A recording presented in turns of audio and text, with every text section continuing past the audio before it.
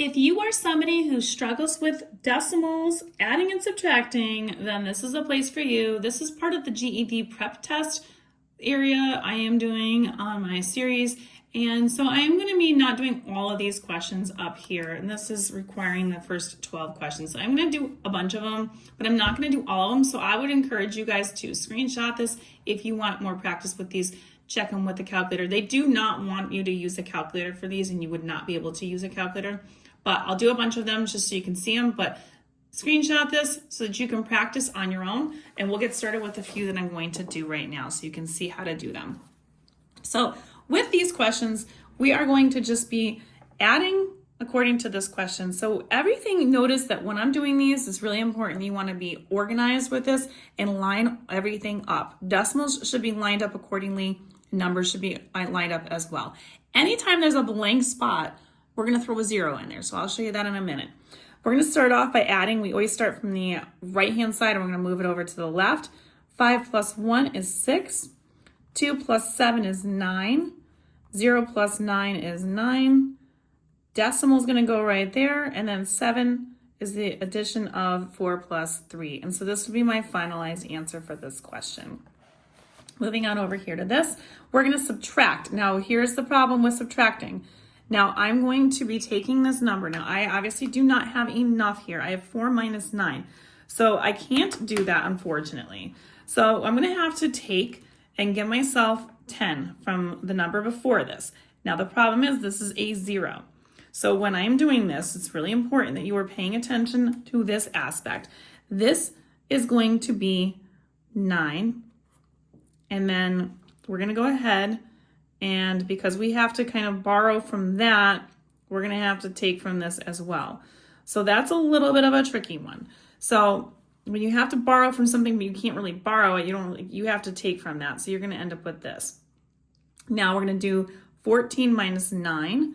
14 minus 9 is 5. 9 minus 1 is 8. And then here we're going to do 7 minus 2, which is 5. And again, if you're not sure if you've done the borrowing correctly, just add these together to see if they come up with the number that you started with. So that's another little strategy that you can help yourself with. Now moving on over here to this. Notice that I put this in, I added this just exactly how it's set up. So as you can see, decimals are lined up. This is a ones position right here. This is our tenths position. Now there's nothing here. There's nothing here. If it's helpful for you, add zeros into all blank spots so that you keep your work organized and neat. This is an addition problem. So 4 plus 0, 4. 9 plus 0, 9. 2 plus 8 is 10. So we're going to put a 0 here. We're going to put the decimal. But we have the 1, so we're going to carry that over to the next spot. And I'm going to add 1 and 7, which is going to give me 8. And then 1 plus 0 is 1. And so this would be my finalized answer for that one. Moving down here, we're going to do a couple more of these. Again, notice that I lined up everything so that the ones positions are in the same spots and the tens positions are also in the same spots. This is a subtraction problem. So we're going to throw zeros on top here where these two numbers are, and then that way it makes it a little bit easier for me. So now when I'm doing this one, of course, this is another one of these ones that is tricky, which is why I'm doing this one on here so that you can see it.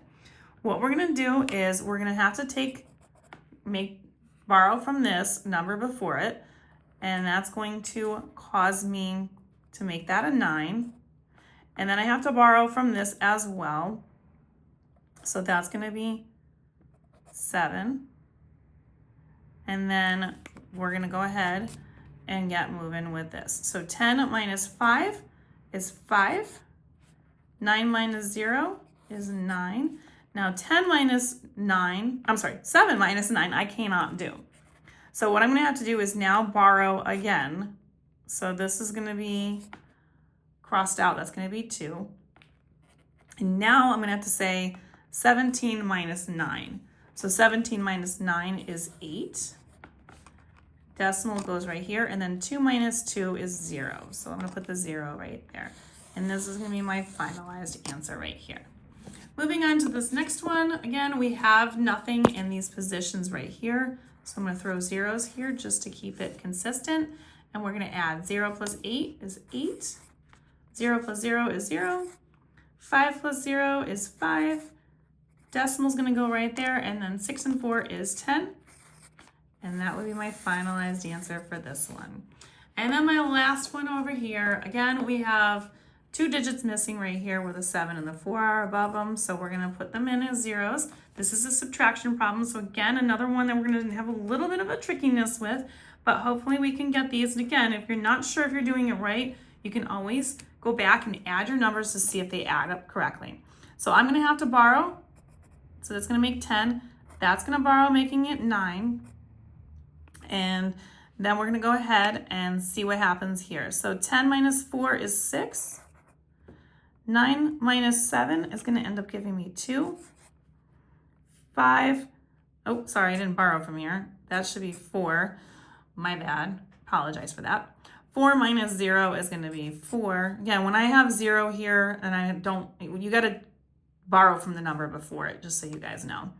And then this is gonna be a decimal right here. And then here we've got 8 minus 1, which is 7. And that would be my finalized answer. Again, if you accidentally mess that up, just double check that these two numbers add up to the number that's in the top to start off with. And if you want more questions like these, find them on my YouTube, Instagram, and TikTok at You Want Algebra. All of them are located in the GED playlist. And don't forget to like, share, and follow me for more.